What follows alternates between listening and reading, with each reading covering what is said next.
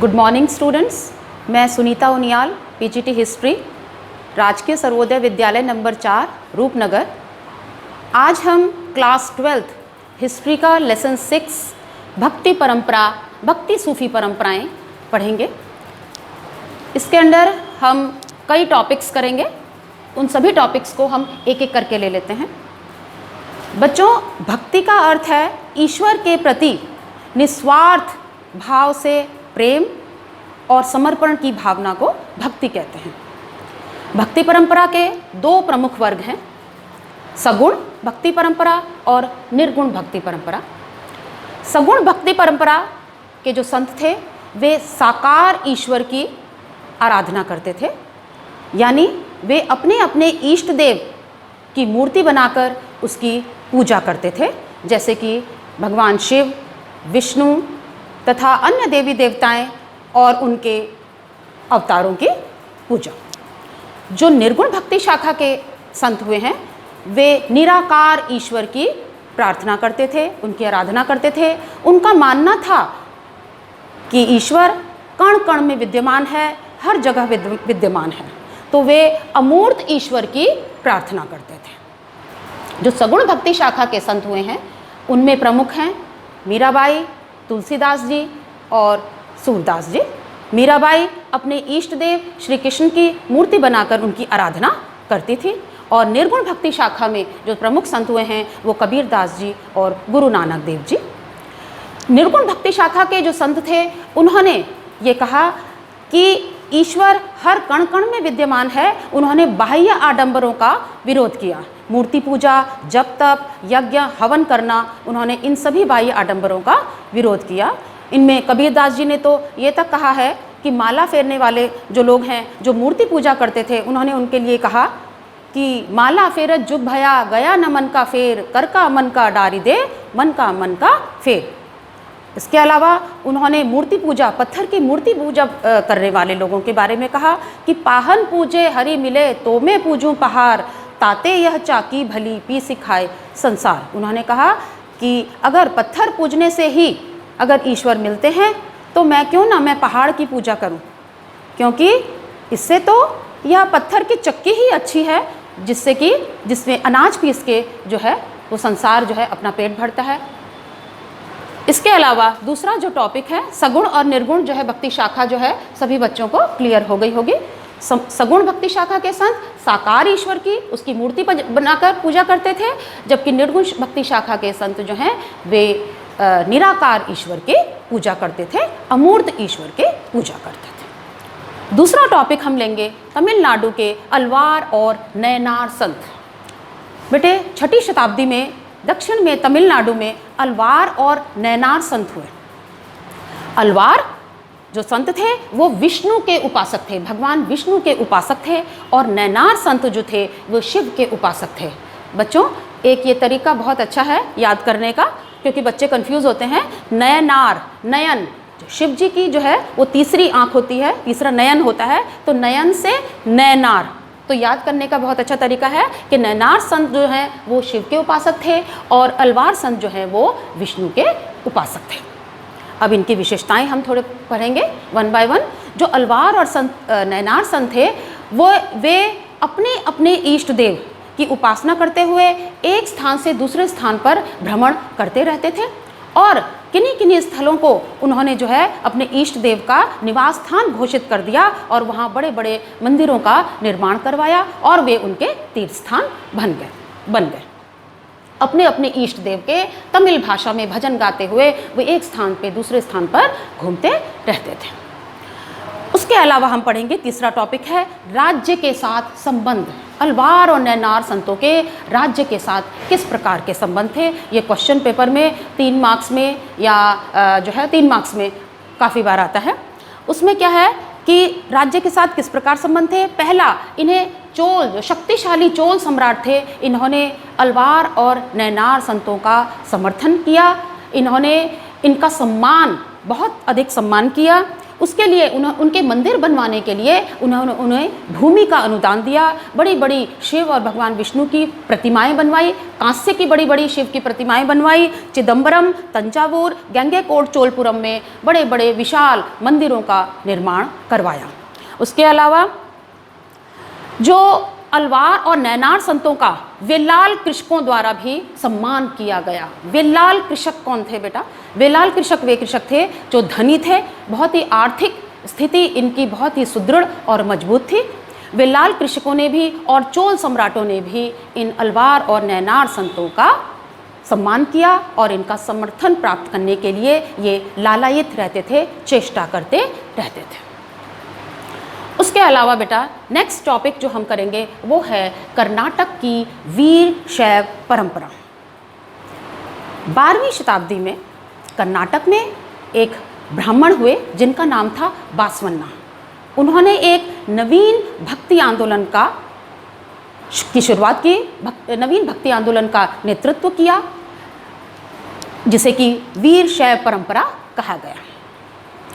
बासवन्ना जी कौन थे? ये क्वेश्चन बहुत बार पेपर में आता है। बासवन्ना जी कौन थे? वे चालुक्य राजा के दरबार में एक ब्राह्मण थे और चालुक्य राजा के दरबार में मंत्री थे। वे जैन मत को मानने वाले थे, जैन धर्म को मानने वाले थे। उनके जो अनुयायी थे, उनके जो शिष्य थे, वे दो शिष्य हुए, दो प्रकार के, वीरशैव और लिंगायत। उनके जो अनुयायी थे वो वीरशैव और लिंगायत कहलाए। वीरशैव और लिंगायत शिव की आराधना करते थे। लिंगायत जो है उनका शिव की आराधना करने का तरीका बिल्कुल अलग था। वे शिवलिंग की पूजा करते थे। लिंगायत को देखते ही दूर से ही पता लग जाता था कि लिंगायत आ रहे हैं। उनके जो वाम स्कंध पर यानी बाएं कंधे पर एक छोटा सा चांदी का पिटारा होता था। उस चांदी के पिटारे पर एक छोटा सा लघु शिवलिंग वे धारण करते थे। इन्हें बहुत ही श्रद्धा और सम्मान की दृष्टि से देखा जाता था। सबसे पहले हम लिंगायत के विशेषताएं पढ़ेंगे। लिंगायतों ने समाज सुधार के लिए अनेक कार्य किए। सबसे पहला जो था, उन्होंने वयस्क विवाह पर जोर दिया, यानी बाल विवाह पर रोक लगाई और वयस्क विवाह पर जोर दिया। उसके अलावा उन्होंने विधवा पुनर्विवाह को मान्यता प्रदान की। उस काल में विधवाओं को जो है दोबारा विवाह करने की अनुमति नहीं थी, तो उन्होंने जो है वो विधवा पुनर्विवाह को भी मान्यता प्रदान की। इसके अलावा उन्होंने जाति प्रथा का बहुत ही विरोध किया। उन्होंने हमेशा जो निम्न जाति के लोग थे उन्हें जो है अपने समान अधिकार दिलवाने के लिए प्रयत्न किया, जिसके कारण जो निम्न जाति के लोग थे वो इनकी तरफ आकर्षित होने लगे, लिंगायतों के अनुयायी बनने लगे। उसके अलावा एक और टॉपिक है अलवार और नैनार साहित्य। अलवार व नैनार साहित्य। बेटा अलवार और नैनार दोनों संतों ने जो ग्रंथ लिखे वे बहुत ही तमिल भाषा में लिखे, बहुत ही इम्पोर्टेंट थे। अलवार संतों का जो ग्रंथ था वो था नल यिरा दिव्य प्रबंधम। ये तमिल भाषा में था और इन्हें वेदों के समान ही महत्वपूर्ण माना जाता था। उसके अलावा दूसरा जो है नैनार संतों का जो ग्रंथ था उसका नाम था तवरम। इसमें शैव भजनों का संकलन है। तवरम जो है वो शैव भजनों का संकलन है और चोल सम्राटों ने इस संकलन को तवरम ग्रंथ में शैव भजनों को संकलित करने के लिए अपना पूर्ण योगदान दिया। और इन दोनों ही जो ग्रंथ हैं इन्हें वेदों के समान जो है महत्वपूर्ण इन्हें माना जाता है। वेदों के समान ही इन्हें महत्ता दी जाती है। उसके अलावा बेटा अब हम पढ़ेंगे निर्गुण भक्ति शाखा के प्रमुख संत जो कबीरदास जी और गुरु नानक देव जी हैं। ये दोनों ही हमारे कोर्स में हैं। हम इनके बारे में, इनकी उपदेश और इनकी शिक्षाओं का अध्ययन करेंगे। सबसे पहले हम पढ़ेंगे कबीरदास जी के बारे में। कबीरदास जी, कबीरदास जी के बारे में बेटा ये माना जाता है कि वे जन्म से हिंदू थे या मुस्लिम, क्योंकि इनका पालन पोषण एक मुस्लिम जुलाहे दंपति ने किया था। कबीरदास जी के गुरु थे गुरु रामानंद जी। गुरु रामानंद जी ने ही इन्हें भक्ति का मार्ग दिखाया। इनके प्रमुख उपदेश या शिक्षाएं इस प्रकार से हैं। सबसे पहला, उन्होंने बहुदेववाद का खंडन किया। बहुदेववाद का खंडन यानी एक ईश्वर पर बल दिया। उन्होंने कहा ईश्वर के अनेक रूप हैं, ईश्वर एक है लेकिन उसके नाम कई हैं, कोई अल्लाह, राम, रहीम के नाम से कहता है, लेकिन ईश्वर एक है। इसीलिए उन्होंने बहुदेववाद का खंडन किया। दूसरा, उन्होंने बाह्य आडंबर जैसे माला फेरना, पत्थर पूजा करना, मूर्ति पूजा करना, यज्ञ, हवन, इन सभी, माला फेरना आदि सभी बाह्य आडंबरों का इन्होंने विरोध किया। उसके अलावा इन्होंने हिंदू मुस्लिम एकता पर बल दिया। मांस खाने वालों को इन्होंने फटकार लगाई। इन्होंने कहा कि बकरी खाती पात है ताकि काढ़े खाल, जो नर बकरी खात है तिनके कौन हवाल, कि जो बकरी घास पत्ते खाती है उसकी तो खाल उसको खाता है मनुष्य, और जो मनुष्य बकरी को खाता है उसे किसके हवाले किया जाए। जाति प्रथा का उन्होंने घोर विरोध किया। इसके अलावा नेक्स्ट हम पढ़ेंगे गुरु नानक देव जी। दूसरे जो हमारे कोर्स में हैं, गुरु नानक देव जी निर्गुण भक्ति शाखा के संत थे। गुरु नानक देव जी का जन्म पंजाब के ननकाना नामक गांव में हुआ था। वे बचपन से ही भक्ति संतों की संगति में रहते थे और इन्होंने भी निर्गुण भक्ति शाखा इन्होंने भी जो है बाह्य आडंबरों जैसे मूर्ति पूजा, यज्ञ, हवन आदि का विरोध किया। और इन्होंने भी कहा कि ईश्वर कण कण में विद्यमान है, ईश्वर को प्राप्त करने का एकमात्र साधन है, एकमात्र उपाय है इनका निरंतर, ईश्वर का निरंतर स्मरण और जाप करते रहें।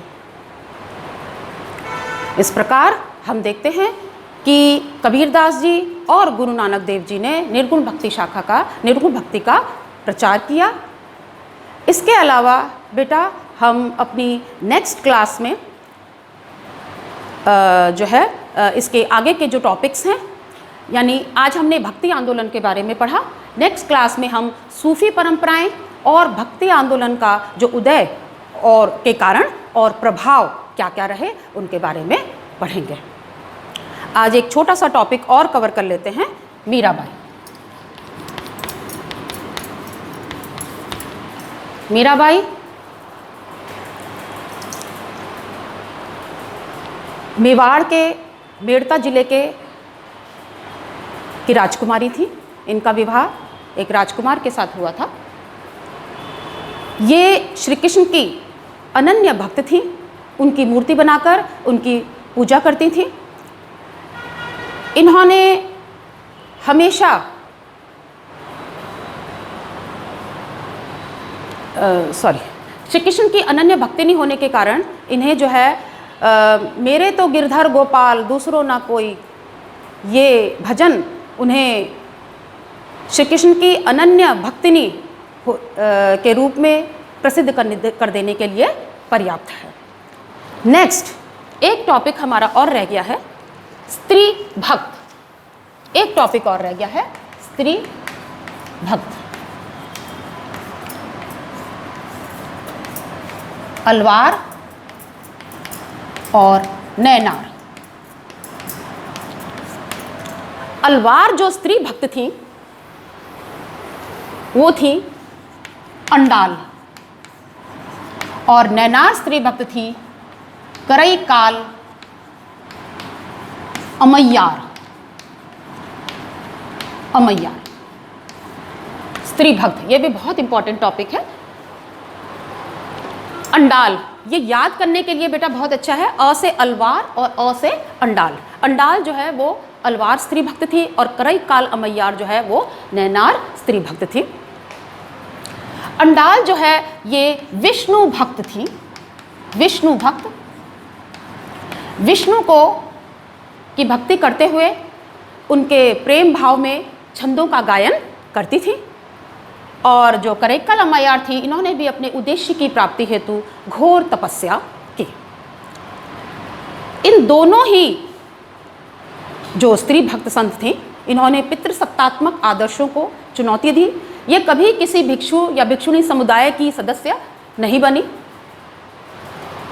और इन दोनों ने ही अपने अपने जो भजन थे, अपने छंद थे, उन्हें जो है गीतों के रूप में जो है वो संकलित किया, जो आज भी तमिल क्षेत्रों में गाए जाते हैं, लोगों द्वारा गाए जाते हैं। और ये दोनों आज भी वहाँ वंदनीय हैं। नेक्स्ट क्लास में हम सूफ़ी संप्रदायों के बारे में, चिश्ती और सोहरावर्दी संप्रदायों के बारे में पढ़ेंगे।